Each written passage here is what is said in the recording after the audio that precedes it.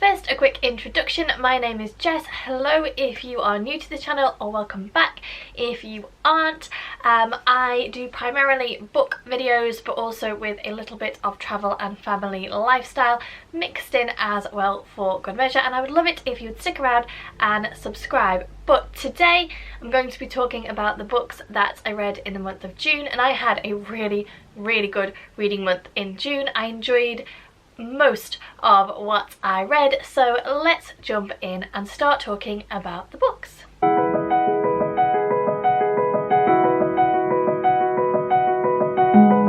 first book that I read in June was Eragon by Christopher Paolini. This is the first book in a quartet known as Inheritance, and this was a reread for me. I have read the first and second books in this quartet, and I want to finish reading them because I now own them all, so I decided to reread the first ones because it has been a very long time since I first picked up this series. And this is YA, it's dragon-based fantasy, and it's funny because I remember, I mean it was a very long time ago, but I do remember reading these books and being just so blown away by them and absolutely loving them.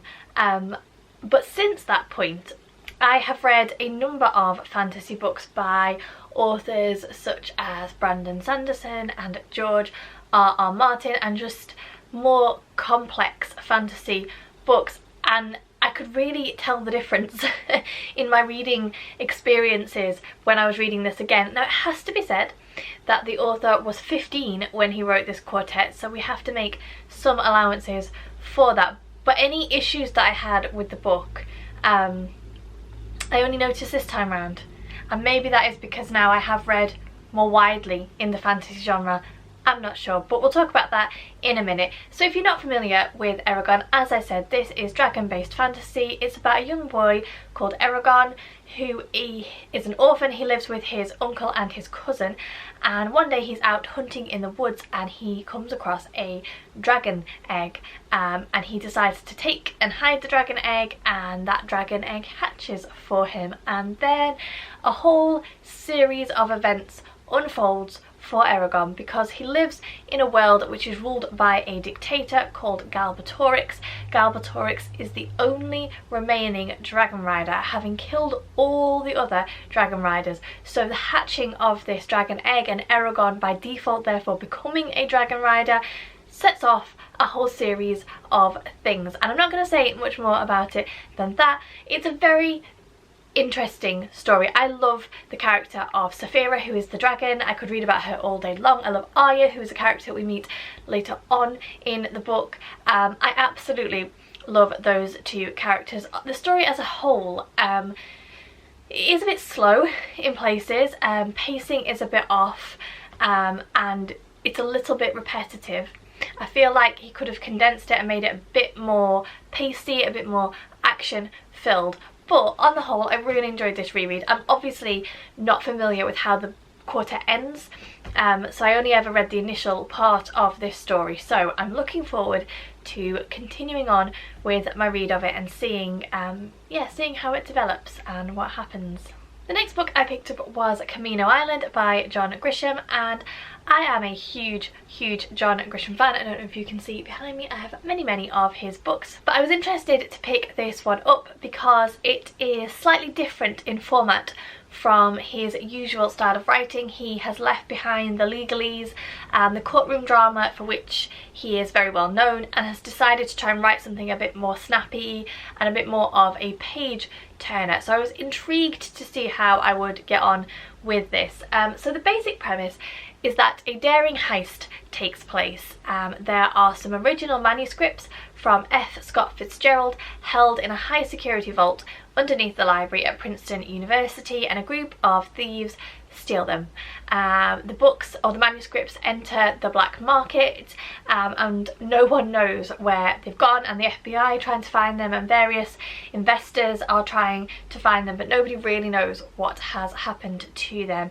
enter into the scene a struggling writer who has just lost her job as an author, and she is kind of thrown into the middle of this mystery of what happened to the manuscripts. She's hired by an insurance company. I think it's the insurance company that worked for Princeton University, I can't now remember, and they have kind of got a hint of where these books are, but they need someone innocent almost to go and put the feelers out. So she sort of enters into their employment to try and find out what has happened to these manuscripts. So that's quite a waffly description of a book that is meant to be a bit more of a page turner. It was very fast-paced. You just kind of erupt onto the scene in the middle of this heist. It was written in a slightly different format. You got various characters' perspectives and you followed various threads of the story. You get some of the thieves' perspective, and then you get Mercer, who is the struggling author. You get some of her perspective, and various different side characters. Every now and then they get a chapter with their story as well. So yeah, it was a slightly different format. I appreciated what John Grisham was trying to do with this book. For me, I think I prefer his other style. I missed some of the high stakes courtroom drama that he is very well known for, and that is why I like his books. I did, however, enjoy that it wasn't so legalese, if that's a word. I was able to follow the story very, very easily. Obviously it's really short as well, so it's just perfect if you want something light to pick up. I kind of guessed the end. Kind of. There was no like big shocking reveal or anything like that. It was just an okay thriller. As I said, I appreciated what he was trying to do. I was hooked all the way through. It was an okay read. Next up we have a book that I just don't even know how I'm going to begin to explain, because I spent most of my time reading it just utterly baffled, and that is The 7 Deaths of Evelyn Hardcastle by Stuart Turton. And I was really interested to read this book because it has had a lot of hype in the book community, primarily I think because it's an interesting blend of genres. We have got your typical Midsummer Murder, Agatha Christie type country estate murder mystery story meets time travel meets magical realism, and I was really intrigued to see how the author would effectively blend those genres together. As I said, I spent a lot of the book confused. I don't necessarily think that I am cerebral enough for time travel novels on the whole. I tend to just be a little bit lost by them, but I really did enjoy this book. I thought it was very, very clever. I loved the concept of it, and I think it was very cleverly executed. So the basic premise, and I will absolutely butcher this, I am sure, but try and follow me if you can. The basic premise is that we have our protagonist, Aidan Bishop, and Aidan wakes up every single day in a different body. And Aidan has been tasked with the job of solving the murder of Evelyn Hardcastle. So there is a party taking place on a country estate held by Evelyn's parents, and every evening Evelyn is murdered and Aidan must solve the murder of Evelyn Hardcastle. The twist, as I've said, is that every day he wakes up in the body of a different guest, and they all have their own limitations. Some are physical, some are mental, and there may be more players than just Aidan involved, but I'm not going to say much more than that. So yeah, it's very cleverly done. It was very fast-paced. I didn't follow all of it, and I was left at the end with a number of questions, loose ends that I don't think were tied up. Either I missed them or they weren't tied up, but I kind of got to the end and I was like, oh, what about this and this and this? But on the whole, for a debut novel, for such a complex and ambitious thing, I think that he has done a really, really good job, and I would definitely be looking out for further works from him, because yeah, I thought that it was a really good idea. It was a really good book. It was a really interesting spin on your typical Midsummer Murders, Agatha Christie type novel, and I did enjoy it. I don't know if I've made it sound like I enjoyed it, but I did. I was confused, but I did enjoy it. Next up we have Since You've Been Gone by Morgan Matson. Now Morgan Matson is an author that I had heard a lot about from American booktubers, but I had never really seen any of her books here in the UK. And then last year we went to Northumberland, we went to a second-hand bookstore and I spotted this book, so I thought that I would pick it up and give it a go. So this is basically YA contemporary. It's a great summer read. I really enjoyed it.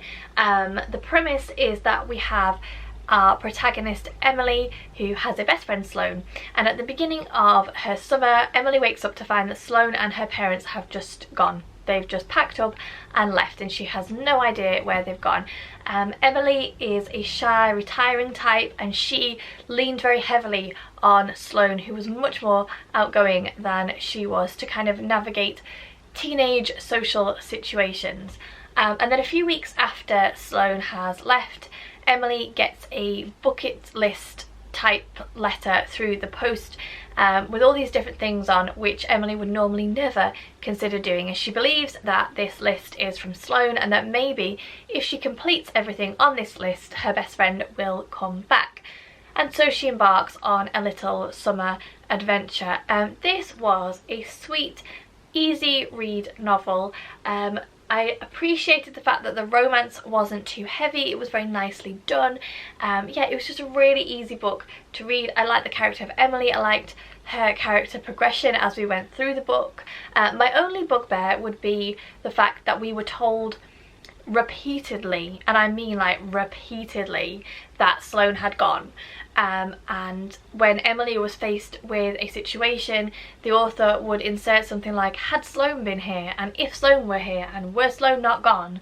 But it happens like every single time, and it wore a little bit thin for me. And I know that YA, the setup of YA books is different from adult books, but I feel like Sloane being gone is not something that we would forget as a reader. So it was a little bit annoying. And I was like, yes. So I found myself skim reading some of those sections a little bit, which was disappointing. But on the whole, this was a fantastic summer read. I flew through it. So sweet, so easy. Would definitely recommend it. Next up we have Unwind by Neil Shusterman. This is YA dystopian and oh my goodness, I loved this book. So the basic premise of this is that following a war between pro-life and pro-choice factions, a decision or an agreement is made that children or pregnancies can no longer be terminated, but a child can be unwound once they reach the age of 13. So between the ages of 13 and 18, a child is vulnerable of being unwound, and being unwound basically means that every single part of that child is taken and used elsewhere, such as in organ transplants, etc, etc. And there is, I will say, without being too spoilery, there is a scene in this book in which we follow the thought progression as a child is unwound, and it literally made me squirm when I was reading it. It was so horrendous to think about when you actually, he doesn't describe it in super graphic detail, but just using my imagination to picture what was happening properly gave me like squeamish, squirmy vibes, and it just, if you are particularly squeamish you will not like it, let me just say that. However, going back to the basic premise of this story, in this book we follow 3 AWOL unwinds. So these are basically teenagers who have found out that they're going to be unwound and they run away. And we follow them on their journey as they try to survive to the age of 18 to avoid being unwound. I'm not going to say too much about kind of what happens in the book because it's a short, snappy, page-turner type book, and I really think it's good to go into this blind, because I did and I absolutely loved it. I think having, this is my second, this is my third Neil Shusterman book that I've read, the first two being part of a different series that he writes, and I've decided that I love this man. And I love him because the things that he chooses to write about are actually so plausible that they give you the creeps a little bit, because you can really imagine this as a possible future for society. And there is actually even a newspaper extract in here that he includes that is real, and just makes you go, oh my goodness me, like I googled it and I was just horrified that it was real. And it's really, I love books that are challenging and that make you think, particularly dystopian and YA, that look at humanity and the choices that we make and possible futures and possible outcomes for society. And when they strike a chord, when you think, yes, I can actually see that possibly happening, and just think that they are fantastic books. And this is no different. I love the questions he poses, I love the way he challenges it, I love the way he develops his characters and all that kind of stuff. I just thought that this was so good. This is the first book in a trilogy, I think, and I'll definitely be reading the rest because it was great. I loved it. I would definitely recommend it. There you go, they're the books that I read in the month of June. I still am listening to Becoming by Michelle Obama, if you remember that from, I think I started that in April. I've got about 2 hours left and I'm really hoping to get it finished this summer. Fingers crossed. But yeah, as I said, I had a really great reading month. I didn't dislike anything that I read, which is quite unusual for me. But yeah, thank you very much for watching. Please don't forget to subscribe if you aren't already. Give me the thumbs up if you enjoyed this video. Let me know some of the books that you read in the month of June. Let me know what you're reading now. I always love to know, and I will see you all soon.